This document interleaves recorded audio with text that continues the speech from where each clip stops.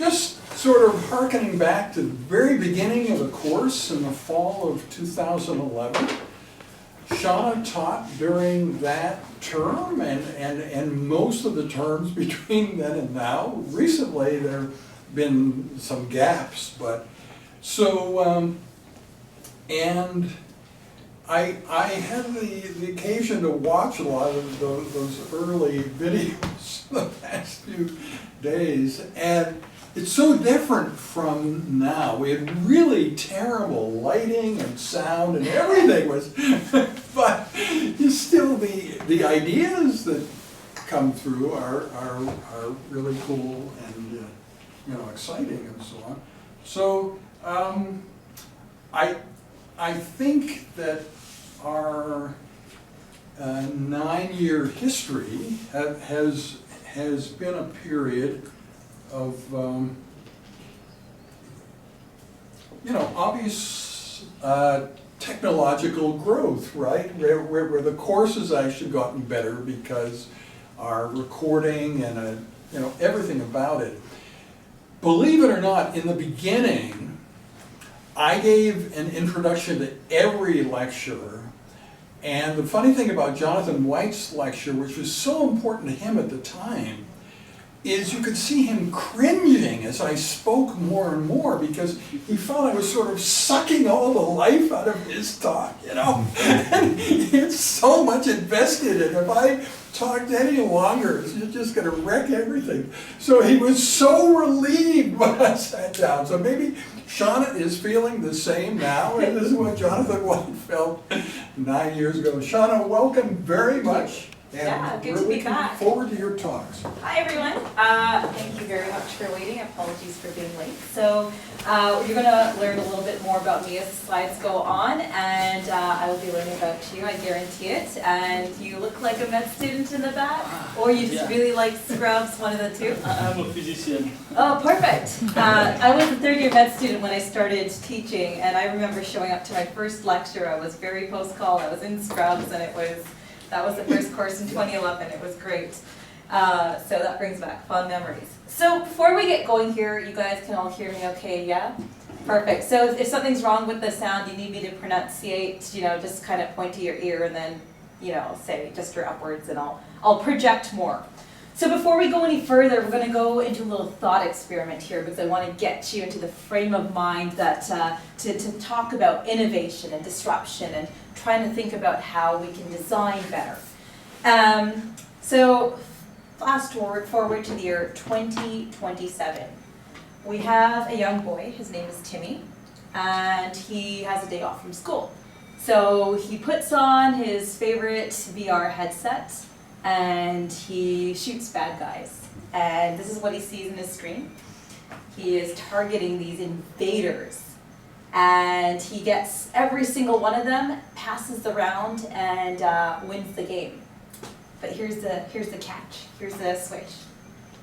What Timmy has been doing on his day off from school, he's actually been getting a tumor. He has been eradicating cancer in a patient's brain.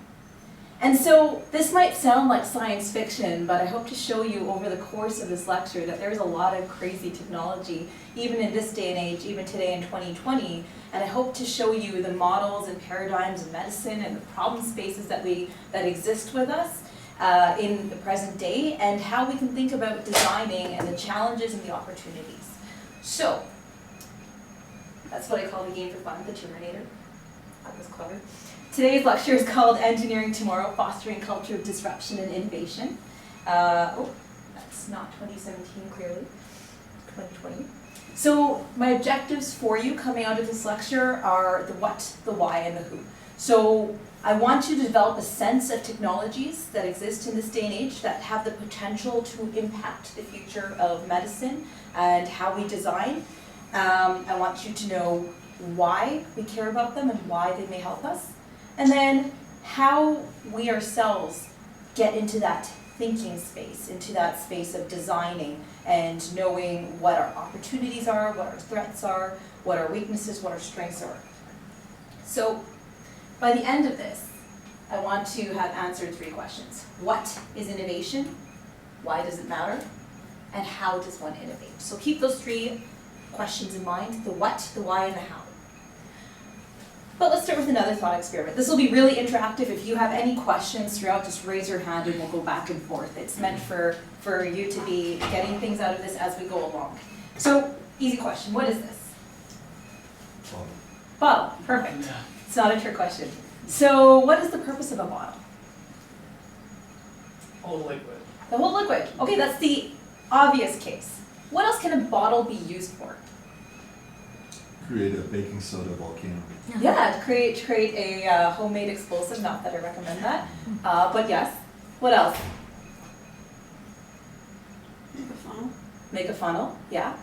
Anything else?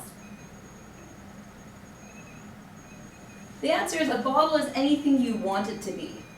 A bottle can be a planter, it can be a chandelier or an art installation, it can be a bird feeder, it can be a jewelry set holder, it can be a matcha stick holder, just go into that one, art, or a piggy bank, or more. So the purpose of showing you this slide is to start thinking about how things can be used for other than their intentional purpose. Coming back to bottles and holding liquids, what is the problem with bottles today? How are they inefficient? Does anyone struggle to squeeze the shampoo out of the last little drop out of the bottle? Has anyone ever thought about if you add up all of those bottles over your lifetime, how many tons of waste that must add up to over a single population?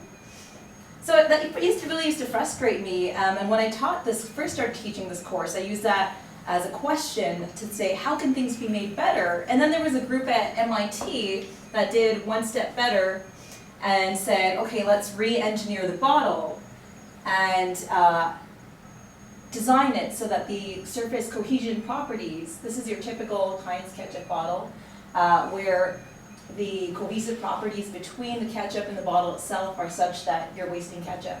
This is the re-engineered bottle where the cohesive forces between the ketchup and the bottle have been diminished, so you're solving the waste problem. So this is a good example of a group that asked, what if?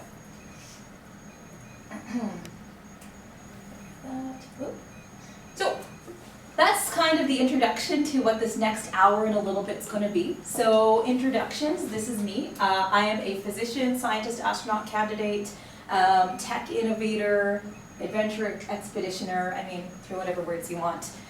So this is kind of my other life. So when I'm not being a clinician, so I do general practice, real ER, a little bit of obstetrics, and when I'm not doing that, I work in the space world. I test spacesuits in zero gravity and spacecraft crash landing scenarios, and work on a lot of problems related to space medicine, and teach courses related to that. My background, as Dr. Solis may have mentioned, kind of spans lots of different things. I've interned at NASA, sponsored by the Canadian Space Agency, have had a background at Singularity University where I learned all about exponential thinking, where Kim and I first connected. Delighted to see another fellow Edmontonian. Had a Silicon Valley tech startup back in the day where we really embraced the exponential technology mindset.